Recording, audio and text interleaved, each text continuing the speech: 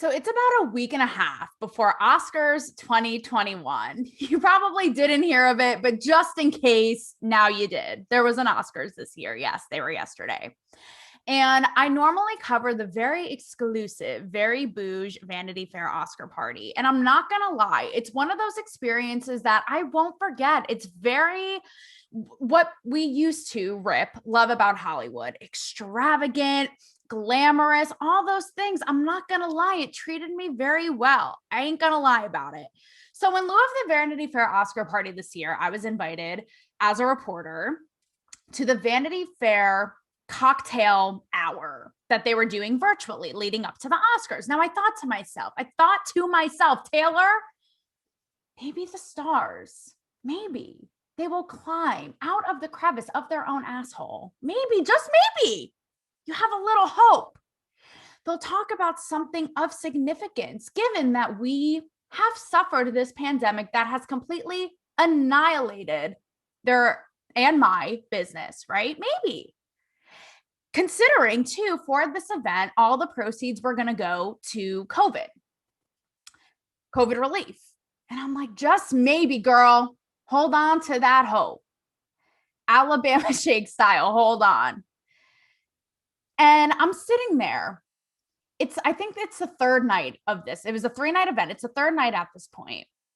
And so far, it is a bunch of celebrities just kind of talking about how great the other one is. And I really wanted to have high hopes for this. I teased it to you guys on IG, and I really did want to walk away skipping like Pippi Longstockings with glee that these people got outside the bubble of their own selves. But alas, I'm sitting in the third night, and it's a conversation between Julianne Moore and Amanda Seyfried. And now Amanda was nominated for her first Oscar this year, and I don't want to rob her of that moment. Very exciting for Amanda. But here's how they start their conversation. Julianne is like, I am so sorry, Amanda, that you're not going to get that moment that you deserve, like everybody else, with the crowd, with a crowded Dolby Theater cheering your name. I'm so sorry. You were so excellent in this movie. I don't even know the name of it. If you do, send an SOS. Okay. I don't think anyone does. And she said, I'm so sorry you're getting robbed of this moment. And I'm thinking to myself, like, I think there are worse things. And Amanda Seyfried says, thank you. Thank you so much. Like, I have to say, it's not about the accolades, but my God, like it feels so good. And I'm just like, oh my God. I'm literally like, are you people serious? I'm a lot of repulsed. Okay. Because yes, it's an exciting moment for you. And is it shitty that you didn't get the whole Oscars buzzy experience that normally would happen, right? All the glitz and glamour and confetti and whatnot. Yeah, that sucks. But instead of being like, you know what? Hey, there are worse things going on right now. My heart goes out to the people of our business behind the scenes who have been absolutely destroyed. I'll take my Oscar nod. I'll take it. It's a good day. But no, it has to be this pity party of like, I am so sorry. You're not going to get the moment you deserve. So right away, it should have tipped me off. It should have tipped me off that this is how the Oscars were going to roll this year. It should have, but little naive me, I'm like, you never know, Taylor. I mean, they're doing this in Union Station in a literal ass train station. Maybe they'll keep it a little more down to earth. They can't. And it's really sad because we all know that the national conversation, guys, it isn't about you right now. And we've seen this whole award season. The SAG Awards, which also I normally cover, they didn't even get 1 million views. Like, I'm sorry. I don't know what you guys don't get. People don't care. We have bigger fish to fry. It's not about you right now. But they can't help themselves. They really can't help themselves. Okay. And normally, like the narcissism and the glamour, it's cute, but like we've seen it prevail this entire awards season. And as someone who was in it and kind of had a love-hate thing with it then, now I'm just like, they can't stop. So we're going to get into this today. So first, before we talk about this award season at large, let's talk about the Oscars that happened last night. Okay. So if there's one thing besides the self-absorbedness, because we're going to get into that, but let's break it down first. If there's one thing that you can't say about this, is that they weren't woke. This was like the woke brigade circus serenade party at Discovery Zone. What a throwback. Actually not, because Discovery Zone was actually fun. So it opens with Regina King. And she had me for a moment. Again, I was like, Taylor, maybe they have you on the hook. Maybe, just maybe they'll have a little self-awareness and change their tune. So she opens and she says, you know, guys, we know that when a celebrity preaches to you, you know, the first instinct you're going to have is to grab your remote. And I'm thinking, yes, somebody gets it, right? But no, she can't help herself. So right away, she's like, and let me tell you, you know, if things went differently in Minneapolis, I would have traded in my heels for boots, marching boots. And I'm like, oh my God, you just, first of all, I understand it's a heightened time in our culture, but you literally couldn't even help yourself. You just set the tone for the whole night. And you were like, I understand you hate it when we preach to you, but I'm going to do that in the next 5 seconds. It's like, well, then trade your heels in and go do it then. Like the holier than thou, like I would have done this, but I'm here with you. Like, oh, thank you for gracing us with your presence. Like, I just can't. I really just can't. So it set the tone for the whole night. Now, I knew that this was going to happen. I talked about it on Fox News in the fall with the whole Oscars So White controversy, right? Here's a little clip. We had the whole Oscars So White controversy, and I think that they are trying to please everyone. But how many rules can you put in place? That's the irony and the hypocrisy, right? Because you have these people behind the scenes in high level positions and they're making these rules, but they're not to be insulting, but they're old white men. Because if you guys remember, they started making all of these inclusion rules. I can't even list them for you. It's like a whole, like, I don't know, E equals MC squared of all these things that you have to be nominated, right? And I understand on one side how it's like, oh, good. So all these people now can get recognition in what was a white man's game. I totally get that. Even the fact last night, like the second woman of all time won for best director, like badass. I'm here for it. Right.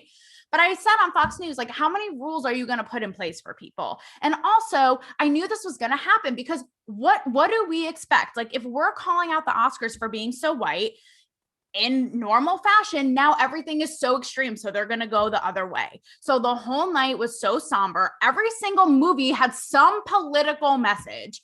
Every single thing, like, why does everything have to be a message, right? The whole night, one thing after the next. And this is where I kind of feel like we don't want it to be like an old white man's game. I get that. Like Martin Scorsese, kick your feet up, dude. Like, you've had your run. I totally understand that. But now it's the other extreme where it's like, total opposite. Like, it can't be in the middle. It can't be in the middle. It has to be like one preachy, sad message after the other. But then again, what did we expect? And I feel the same way with, like, okay, the Lola Bunny example, right? How they took away her tits and her ass and her eyelashes, because let's face it, when that happened, women were pissed. And I said at the time, you guys, I was like, okay, but women ask for this because they literally have a full-on mental breakdown every time someone calls them hot. So what do you expect? I've talked about the NBA. The same thing. Although in the case of the NBA, I think the reason that they got all messaging with Black Lives Matter on the court, on the jerseys, on the whole thing, I think it's about money. Number one, I said, what is that really doing to help the issue? And also, let's be real, it's about money. You want to do the politically correct thing and not drive fans away. You think the leaders of the NBA really have the goodness in their heart to go in and to help the people who need? Like, give me a break. Right. So it's like, what do you expect? Because you're asking for this and then they deliver it, but in like such an extreme way. And I feel like the other reason it doesn't help is because, like, we're watching this and we're thinking it, let's be honest. You're thinking the whole time, how woke is this? Is this just for like a virtue signaling parade? Is this to save face? Is this to save money? Is this to look good? It doesn't even feel genuine anymore. And that was my issue with the Oscar inclusion rules. It's like, you're going to tell people just to do this, and it feels like doing it for the sake of doing it. So when I see Daniel Kaluuya win, who, by the way, is, how about him? This was the one highlight, by the way, him being like, my parents had sex and now I'm here. I was like, thank God somebody said the word sex. And no, but he's the coolest guy in real life. I interviewed him when he was promoting Get Out, and which he should have won for that, but neither here nor there. But you can't help but think in the back of your mind, is this because did this person really earn it? And I'd like to think, yes, they did, you know, but now we're thinking all the time in our back of our mind, is this just to make a statement? Is this just to save face? You don't even know how genuine it is because you're always like, can't help but thinking in the back of your mind. And is that what we want? It's this, again, like this culture of extremes that's just, I don't know, in my opinion, how is that like really helping? Let me sidebar and talk about the issue of woke when it pertains to Hollywood too. Because when I covered the Vanity Fair Oscar party, they had a woke. Wow. Okay. This is, yeah, basically, yes, they did. They had a panel that was called Will the Woke Go Up in Smoke? I'm going to show you a little screen grab of it right now.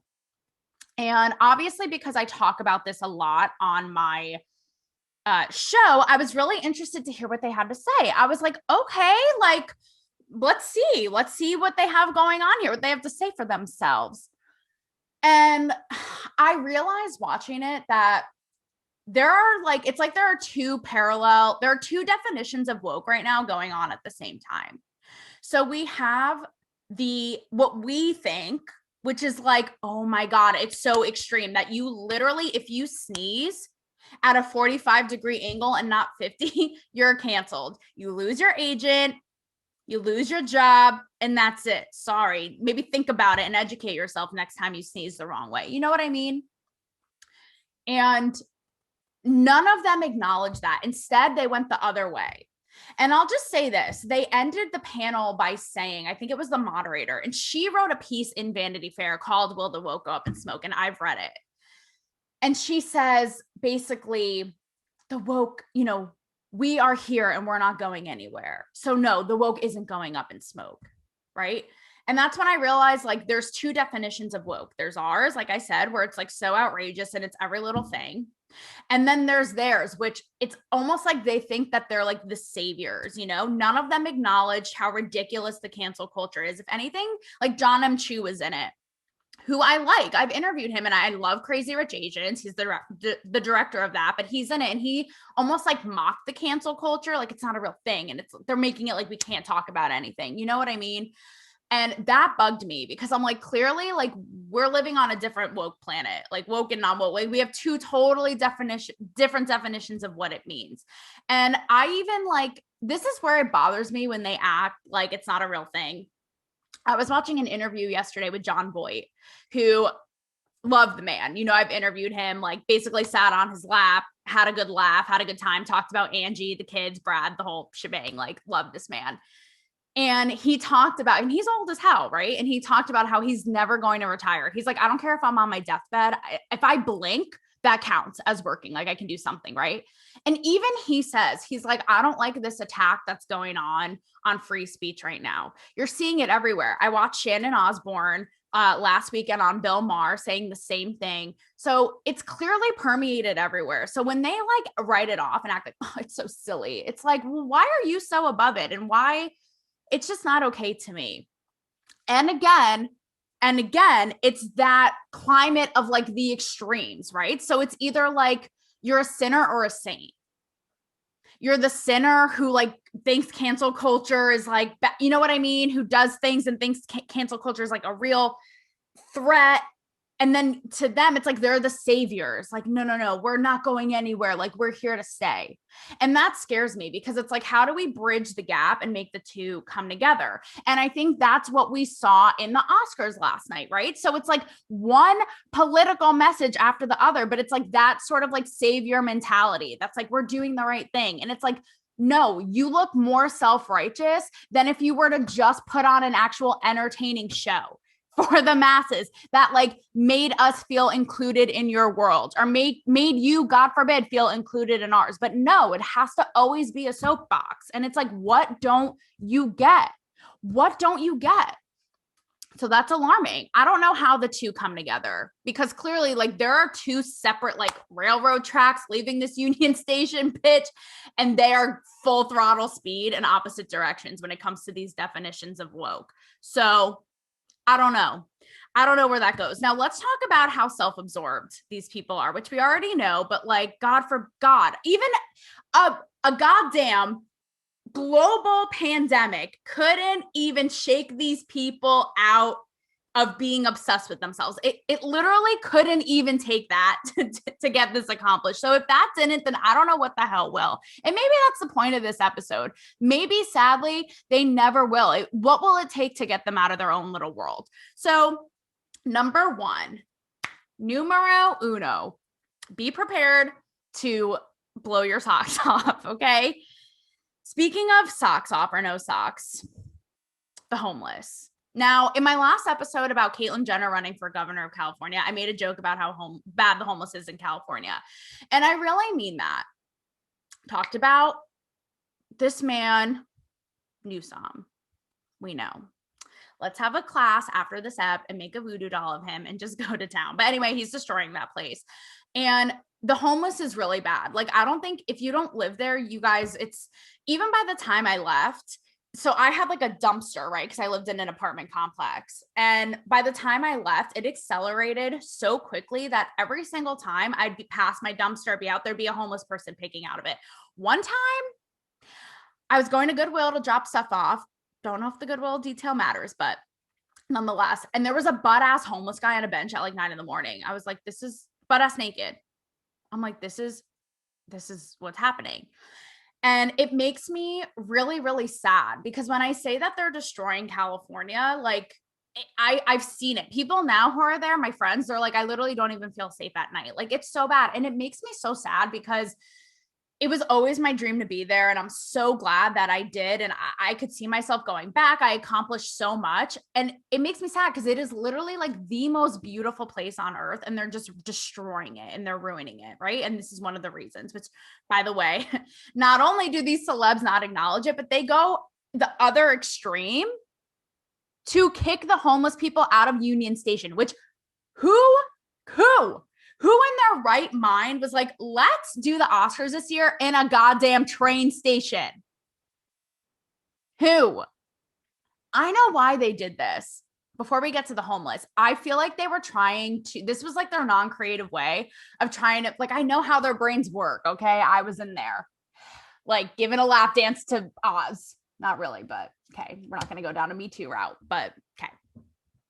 And I feel like this was their non-creative way of like trying to bring it down to earth. Like, same with like Questlove, right? Like playing a record, the whole thing, and make it like more like down to earth and accessible. And it didn't work. Like, I'm sorry, it didn't work. How about we try some other things, which I'm going to name in a little bit, but because I know how they work. Like, they think, they're like, oh, this idea is like so innovative and groundbreaking. And I'm like, said the caveman or a T-Rex, not so much. So a report came out that they actually kicked homeless people out of Union Station. And by trying to save face, the PR was like, no, we gave them other options. This is what a homeless man told Fox News. He said, basically, they gave us by Friday at 6 p.m. They told us if we didn't move, they were going to demolish our stuff. How nice is that? Like, how Hollywood is that? That they're just going to scurry away the homeless people, act nothing. Like, this is where it's this really creepy tale of two cities. And this is what I mean. I made the point last week about the Newsom going out, getting wined and dined when everybody was, falling into the San Andreas fault of their despair. It's like this really creepy, like, elite versus homeless, right? Or struggling. And that's what's like happening at the same time. And these people like Ursula, right? We're like, oh, like growing more and more power. The ocean is swirling and they're growing more power. And like everyone, like the little people are underneath them suffering. And that's what scares me. It's like they grow more in power and they brush that all away and just keep gaining power.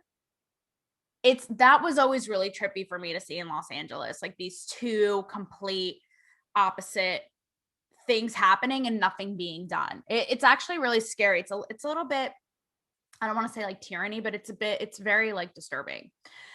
So on top of them kicking out the homeless in order to put on the show that no one knew about or watched, the nominees were given swag bags worth $200,000.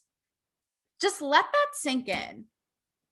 Let that sink in. So you had to have this ceremony so bad to, by the way, this 3+ hours to go on and on talking about yourselves and each other. I was waiting. I got through 36 minutes, bitch.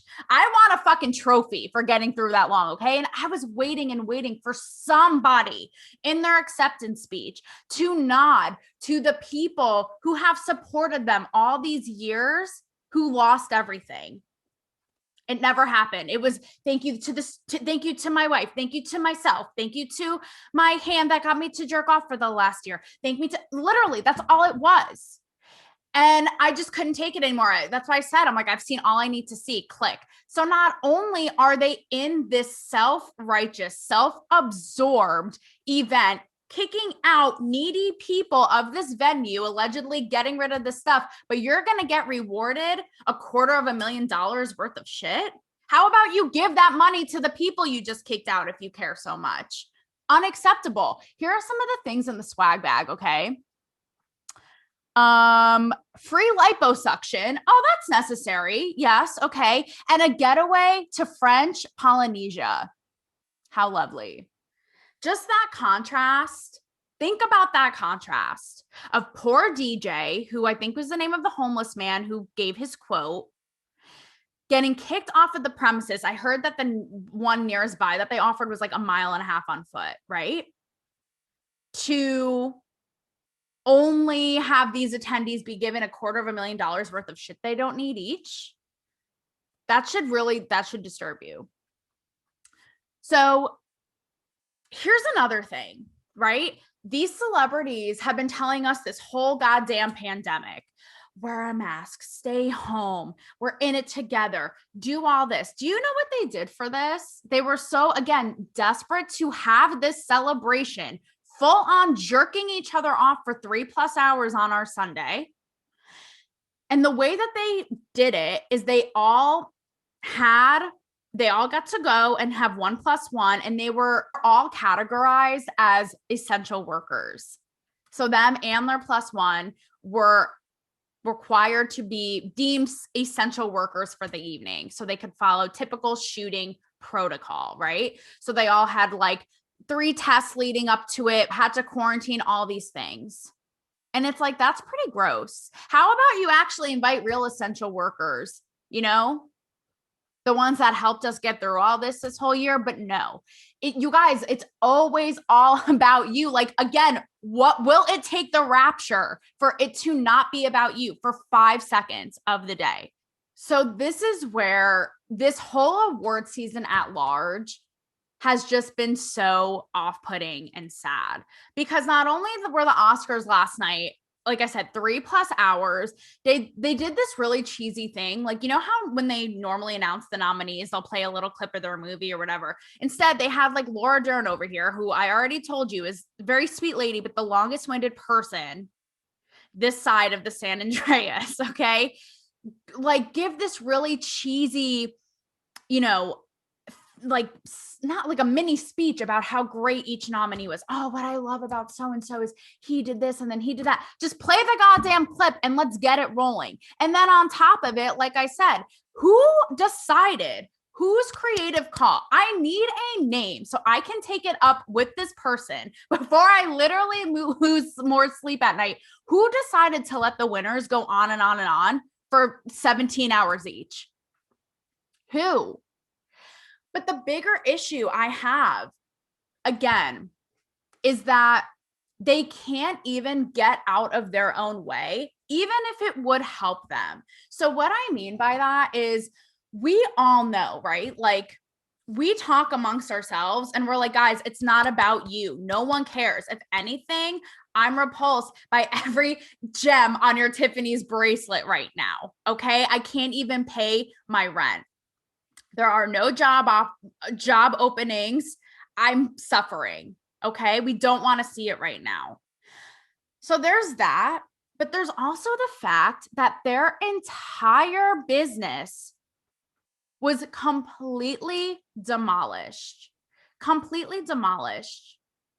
And you would think that they would be like, at some point, be like, what's a creative way that we can actually help this business and these entities, these companies, and these people who've made us rich?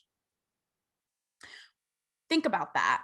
Number one is the fans, is us, right? I can't take credit for this idea, but I've talked about it before. Evan, the bow tie bandit, my good friend, another entertainment journalist, he was like, what if they were a little creative and did a telethon? Imagine, first of all, you would, people would actually watch it.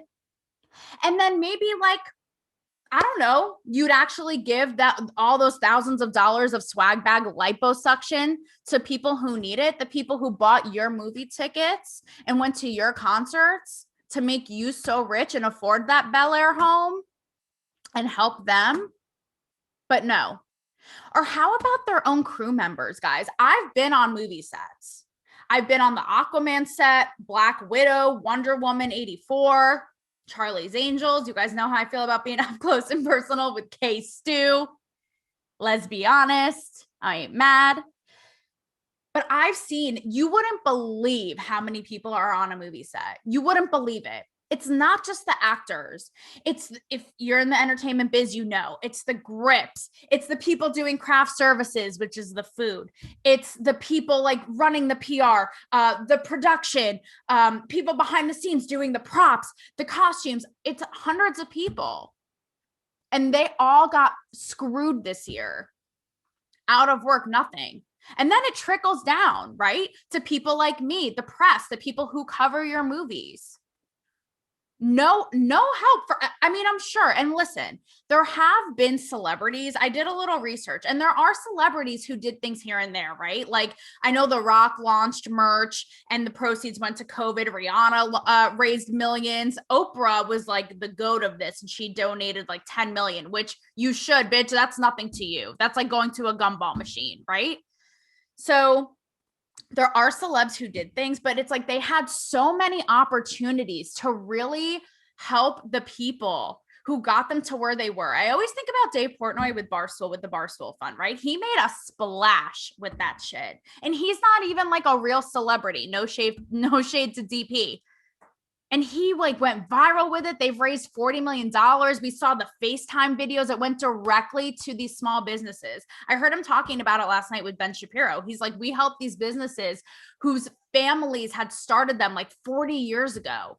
And they weren't even given a choice if they could operate or not. You know, they didn't even have a say in the own destiny of their work, their life's work.